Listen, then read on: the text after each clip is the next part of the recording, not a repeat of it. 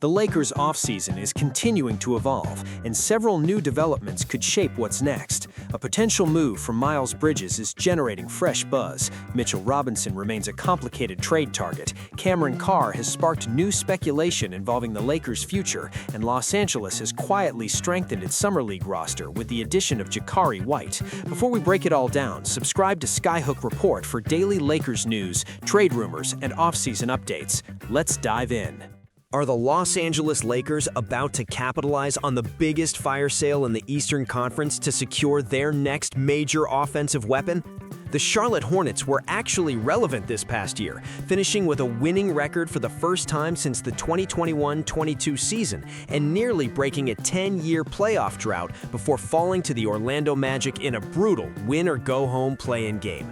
Despite this hard-fought success, the front office hit the ultimate reset button on Thursday, shocking the basketball world by trading former All-Star LaMelo Ball and Josh Green to the Minnesota Timberwolves for Naz Reid, 3 first-round pick swaps, and 3 second-round picks.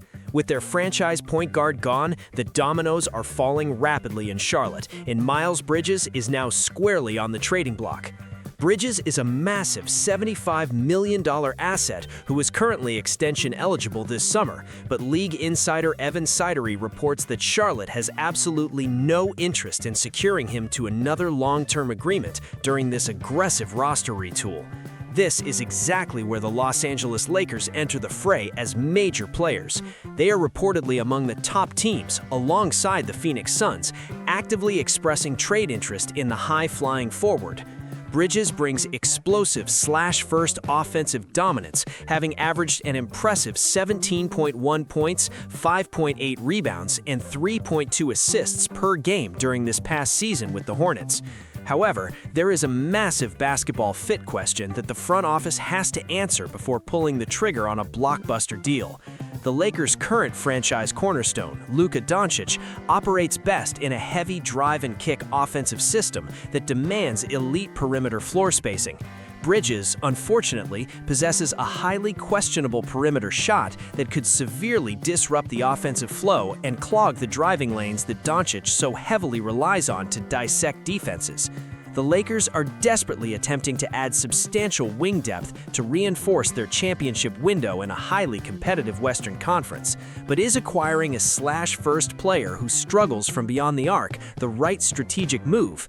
The front office has to weigh the immense upside of Bridges' open-court finishing, undeniable physical presence, and transition dominance against the very real possibility that his lack of reliable half-court spacing could neutralize the Lakers' primary offensive engine. It's a high-stakes gamble in the modern NBA, where elite shooting is an absolute premium asset. If you look at the landscape of the conference, you need wings who can defend at a high level and reliably hit corner threes in May and June. Bridges is a phenomenal athlete who can undoubtedly raise the ceiling of a transition offense, but half-court execution is what ultimately hangs banners in the rafters. The potential cost of acquiring him in terms of remaining trade capital, combined with the looming financial decision on his impending extension, makes this one of the most polarizing potential moves of the entire summer. We know the Lakers cannot afford to stand pat while the rest of the contenders arm up for a playoff push. But is Miles Bridges the missing piece to the championship puzzle, or a mismatched part that forces a square peg into a round hole alongside Luka Doncic? I want to hear from you guys down in the comments. Would you pull the trigger on a Miles Bridges trade right now, knowing the inherent spacing issues, or should the front office hold out for a pure 3-and-D wing? What happens to a franchise's master plan when the ultimate free agency prize suddenly vanishes from the market, leaving the front office staring down a risky, expensive backup option? The Los Angeles Lakers are currently navigating this exact nightmare scenario as their pursuit of an elite center takes a highly dangerous turn. The primary target for the Lakers front office was widely regarded to be 22-year-old phenom Jalen Duren, who established himself as the absolute top center on the free agency board after earning prestigious prestigious All-NBA honors during the 2025-26 campaign. Duren's youthful upside and proven production made him the absolute perfect candidate to finally fill the glaring void at the 5 spot for Los Angeles.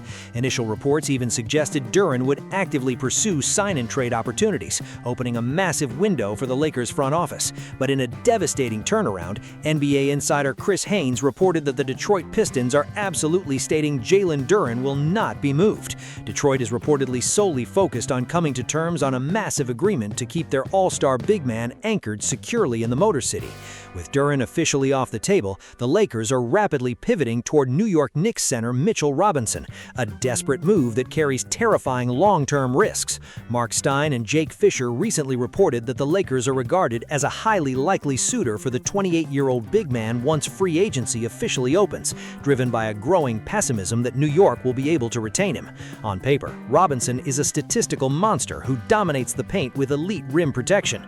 During the 2025-26 season, he ranked number 1 in the entire association in offensive rebounding percentage and blocked an intimidating 2.1 shots per 36 minutes of action. His defensive metrics are genuinely off the charts, ranking in the 94th percentile in post defense, the 93rd percentile in defensive rebounds per 75 possessions, the 90th percentile in rim protection, and the 82nd percentile in screener removal defense.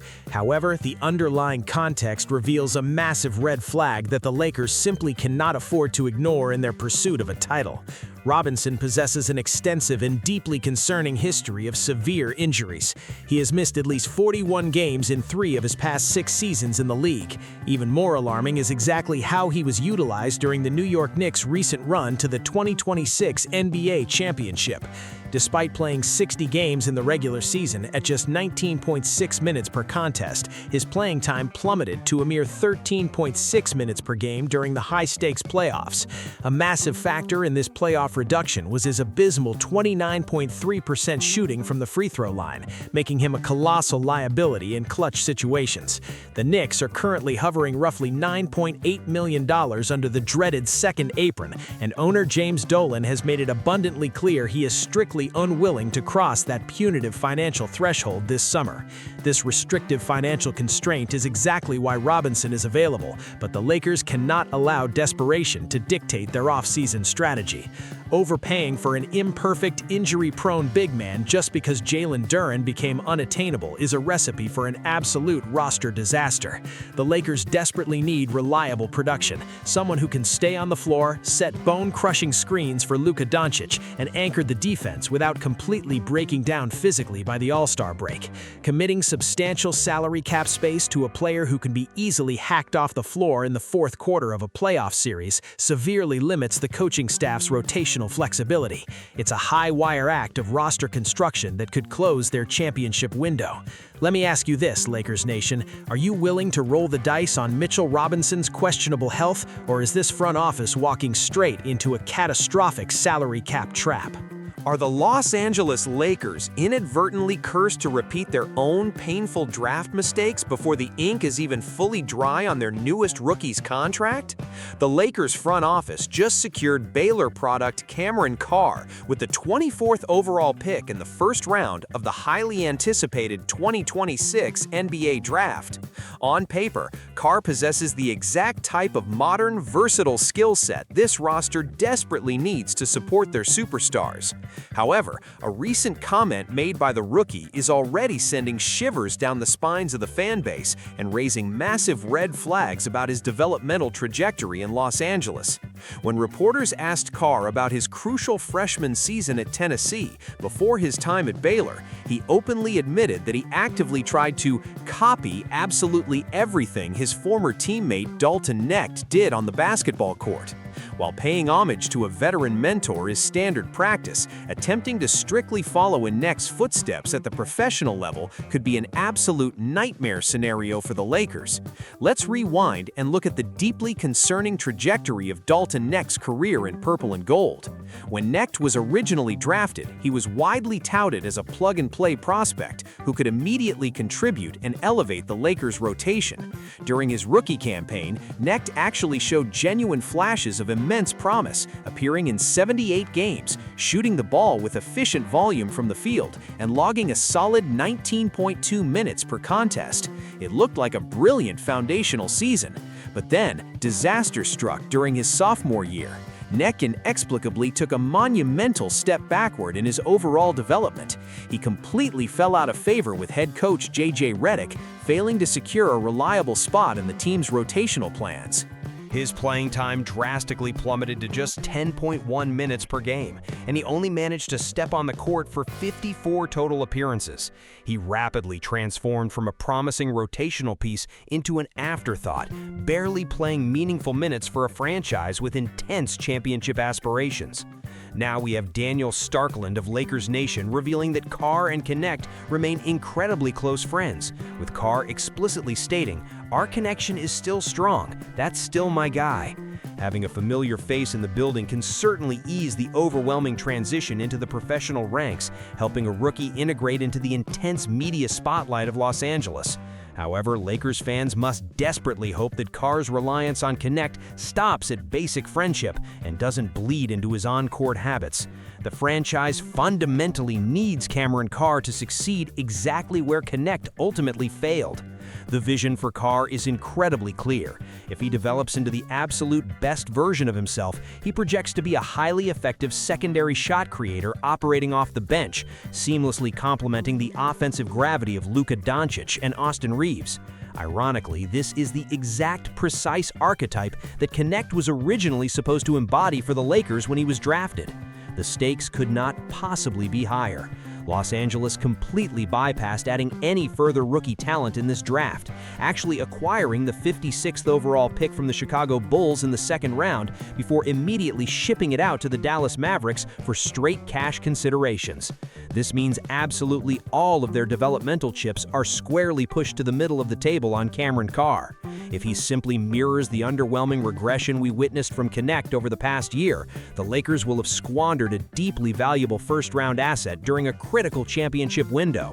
He must learn from Connect's missteps, adapt to J.J. Redick's demanding system, and bring the dynamic playmaking that is severely lacking on the second unit.